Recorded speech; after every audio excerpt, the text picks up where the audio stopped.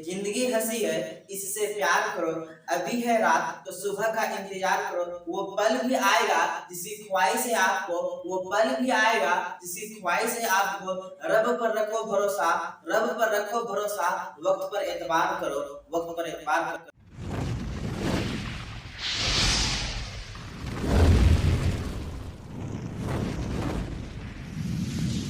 आज की सेशन में हम पढ़ने वाले हैं केमिस्ट्री।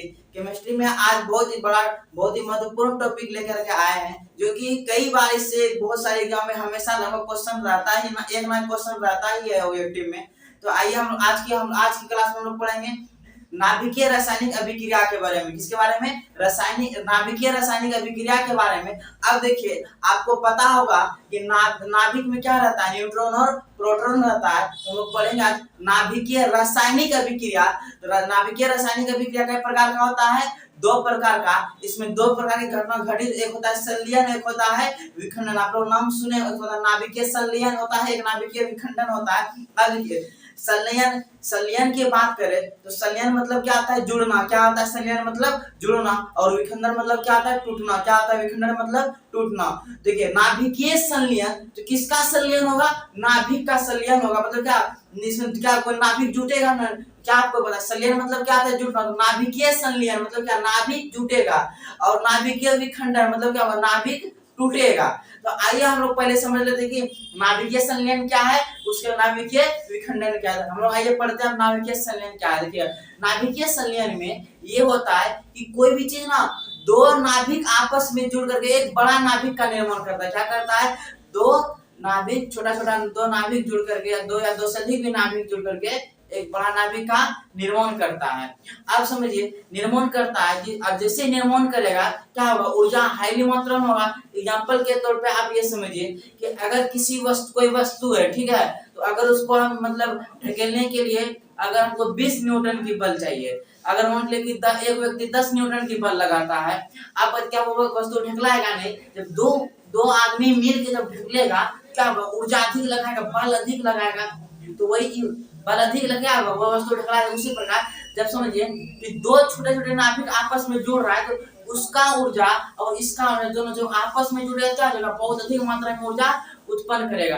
और नाभिकीय संलयन में क्या होता है? हाइड्रोजन जो है हीलियम में परिवर्तित होता है। किसमें होता है? हाइड्रोजन हीलियम में परिवर्तित होता है। अब नाभिकीय संलयन में क्या होता है कि नाभिकीय संलयन अभिक्रिया को प्रारंभ करने के लिए हमको हजारों डिग्री सेल्सियस ताप की आवश्यकता होती है, हजारों डिग्री सेल्सियस ताप की आवश्यकता होती है, जिसके कारण यह पदार्थ किस अवस्था में चली जाती है? चौथी अवस्था। अब बताइए, आपको मालूम होगा पदार्थ की चौथी अवस्था क्या होती है? प्लाज्मा होती है। पदार्थ की चौथी अवस्था प्लाज्मा होती है। आपको सवाल उठा प्लाज्मा है क्या? तो प्लाज्मा समझिए कि लगभग उसका सेल्सियस की अगर बात करें, तापमान की, टेम्परेचर की 6000 डिग्री सेल्सियस से भी अधिक होती है। वो क्या है? अपने आप में आग का धधकता हुआ गोला है। आग का धधकता हुआ क्या है? प्लाज्मा गोला है। ब्लड वाला प्लाज्मा नहीं, यहाँ पे प्लाज्मा दूसरी वाली बात, पदार्थ की चौथी अवस्था के बारे में बात कर रहे हैं। तो नाभिकीय संलयन अभिक्रिया को प्रारंभ करने के लिए हमें हजारों डिग्री सेल्सियस की आवश्यकता होती है। अगर ये हमारे यहाँ से बाहर चले गया, जिसे हम नियंत्रित नहीं कर सकते हैं। क्या इसे हम नियंत्रित नहीं कर सकते हैं? और ये सारी बातें हम बोर्ड पे क्या करें, यहाँ पे लिखे हुए हैं। अब समझिए कि यहाँ पे देख लीजिए, सारा लिखा हुआ है। देखिए, नाभिकीय रासायनिक अभिक्रिया दो प्रकार का होता है। नाभिकीय संलयन अभिक्रिया होता है, नाभिकीय विखंडन अभिक्रिया होता है। देखिए, यहाँ पे एग्जांपल के तौर पे समझ लीजिए, ये क्या है? मेरा पहला नाभिक है, ये दूसरा नाभिक है। ये दोनों आपस में जब जुटेगा एक बड़ा नाभिक का निर्माण करेगा। और बड़ा नाभिक का निर्माण, इसका ऊर्जा कुछ अलग होगा, इसका ऊर्जा कुछ अलग होगा। दोनों जब आपस में जुड़ेगा बहुत अधिक मात्रा में ऊर्जा उत्पन्न करेगा। अर्थात हम यह इसका डेफिनेशन बोल सकते हैं संलयन। यहाँ पे संलयन है, यहाँ पे विखंडन है। संलयन मतलब क्या होता है? जुड़ना। विखंडन मतलब होता है टूटना। तो इसमें क्या जुटेगा? तो दो छोटे छोटे नाभिक जुड़ करके आपस में एक बड़े नाभिक का निर्माण करता है। आपको एक फोटो के तौर पे यहाँ दिखा रहे हैं। आप देखिए, निर्माण करता है। तो इसकी बताइए, इसकी ऊर्जा क्या होगी? अधिक होगी। इसमें क्या है? तो आपको अभी बताएं कि प्रारंभ करने के लिए इसमें हमको हजारों डिग्री सेल्सियस ताप के, उससे भी अधिक ताप की आवश्यकता पड़ती है। जिसके कारण वो पदार्थ की अवस्था में चला जाता है, चौथी अवस्था में चला जाता है। और चौथी अवस्था पदार्थ की क्या होती है? प्लाज्मा होती है, जो कि अपने आप में धधकता हुआ एक आग का गोला होता है। अब समझिए कि सूर्य हो गया, तारा हो गया, या हाइड्रोजन बम हो गया, उसमें जो है ऊर्जा का मुख्य स्रोत क्या होता है? संलयन। क्या होता है? संलयन होता है, ठीक है। अगर बात करें जैसे हाइड्रोजन बम के भी हमने चर्चा किया, तो पूछेगा हाइड्रोजन बम की खोज किसने किया था? एडवर्ड टेलर ने किया था। किसने किया था? एडवर्ड टेलर ने किया था। यह जो परमाणु बम से भी बहुत खतरनाक होती है हाइड्रोजन बम, 1000 गुना अधिक पावरफुल होती है। किसके तुलना में? परमाणु बम की तुलना में होती है। हाइड्रोजन बम की संलयन प्रारंभ करने के लिए हमें सबसे पहले क्या, देखिए हाइड्रोजन बम जो होता है ना, उसको हम लोग विस्फोट करना चाहिए, संलयन कराना चाहिए हाइड्रोजन बम को। बहुत अधिक हाईली मात्रा में हमें ऊर्जा की आवश्यकता होगी, जो कि हमें से पर्याप्त मात्रा में नेचुरली हमें अवेलेबल ऊर्जा नहीं हो सकती। इसलिए हम लोग क्या करते हैं, उस हाइड्रोजन बम की जो है संलयन अभिक्रिया प्रारंभ करने के लिए सबसे पहले हम लोग परमाणु बम को फोड़ते हैं। परमाणु बम को क्या करता है? विस्फोट कराया जाता है। जैसे परमाणु बम विस्फोट करता है नाभिकीय संलयन अभिक्रिया, उसके बाद प्रारंभ की जाती है। तो अब हम समझते हैं नाभिकीय विखंडन के बारे में, ठीक है। अब ये नाभिकीय विखंडन, तो विखंडन मतलब अभी आपको जस्ट हमने बताया था, विखंडन मतलब होता है टूटना।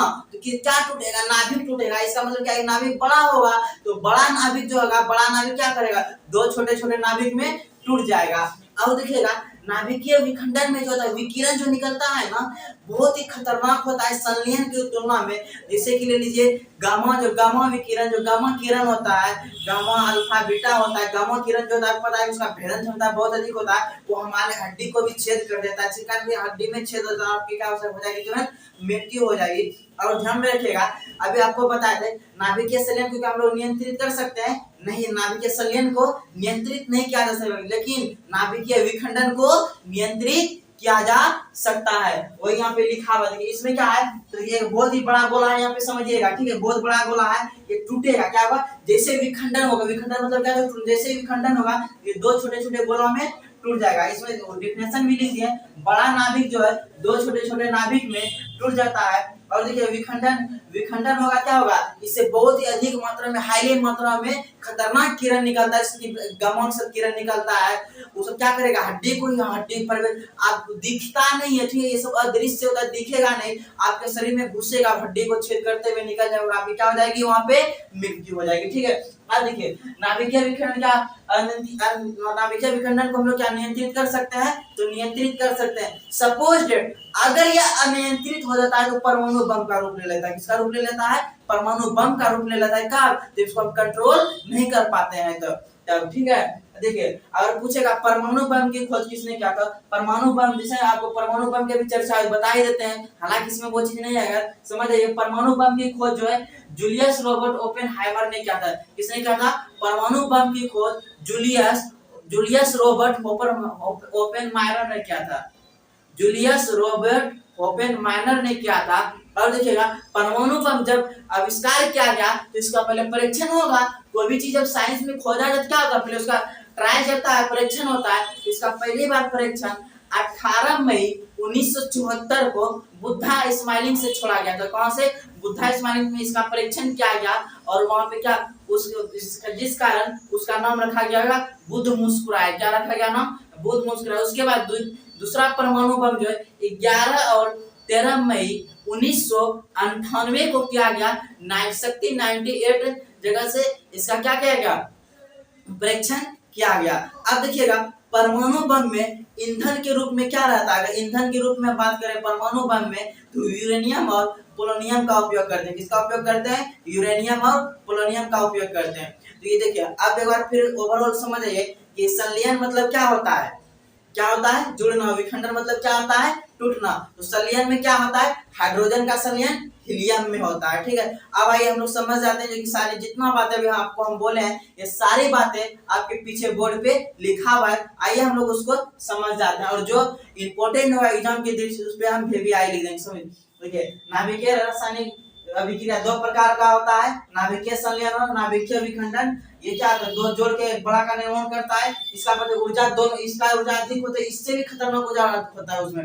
और परमाणु बम से परमाणु पूछेगा परमाणु बम खतरनाक, हाइड्रोजन बम तो परमाणु बम से भी अधिक खतरनाक है, तो 1000 गुना पावरफुल होती है हाइड्रोजन बम।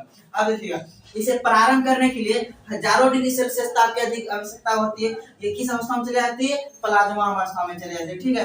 पूछेगा क्या संलयन को हम लोग नियंत्रित कर सकते हैं? नहीं, तो ये नहीं कर सकते। अब ये सूर्य ये तरह हाइड्रोजन बम में ऊर्जा का मुख्य स्रोत क्या होता है? संलयन होता है। यह आपका वीवीआई पॉइंट है, इसको आप लोग ध्यान में रखिएगा, ठीक है। सूर्य और तारा हाइड्रोजन बम में ऊर्जा का मुख्य स्रोत क्या होता है? संलयन होता है। और पूछेगा किसका किसमें संलयन होता है? तो हाइड्रोजन का हीलियम में संलयन होता है, ठीक है। पूछेगा हाइड्रोजन बम का जो है खोज किसने किया, आविष्कार? तो एडवर्ड टेलर ने किया था, जो कि ये भी वीवीआई, ठीक है, एडवर्ड टेलर ने किया था। और हाइड्रोजन बम जो परमाणु बम की तुलना में 1000 गुना अधिक गुना पावरफुल होती है। उसके बाद देखिएगा नाभिकीय विखंडन के बारे में। इसमें क्या होता है? बड़ा नाभिक दो छोटे छोटे नाभिक में टूट जाता है। इसमें जो विकिरण निकलता है बहुत ही खतरनाक होती है। किसके अपेक्षा? ये परमाणु बम की अपेक्षा, संलयन की अपेक्षा बहुत ही खतरनाक होती है। अगर इसे अनियंत्रित हो जाती है, परमाणु बम का रूप ले लेता है कौन? नाभिकीय विखंडन। परमाणु बम का खोज किसने किया था? जूलियस रोबर्ट ओपेनहाइमर ने किया था। किसने किया था? जूलियस रोबर्ट ओपेनहाइमर ने किया था। किसका खोज किया था? परमाणु का खोज किया था। अगर पहला परमाणु परीक्षण जो है 18 मई 1974 को बुद्ध इस्माइलिंग से छोड़ा गया था, जिस कारण इसका नाम रखा गया बुद्धा मुस्कुराए। क्या रखा गया? बुद्धा मुस्कुराए। उसके बाद दूसरा परमाणु बम 11 और 13 मई 1998 को परीक्षण किया गया शक्ति 98 से। और परमाणु बम में जो है ईंधन के रूप में यूरेनियम और पोलोनियम का उपयोग किया जाता है। आई होप कि आपको ये बातें समझ में आ गई होगी। फिर अगले वीडियो में कुछ नए टॉपिक के साथ मिलेंगे। अगर आपको ये पसंद आया लाइक शेयर सब्सक्राइब कीजिएगा और दोस्तों में शेयर कीजिएगा। तो मिलेंगे फिर अगली वीडियो के साथ। जय हिंद।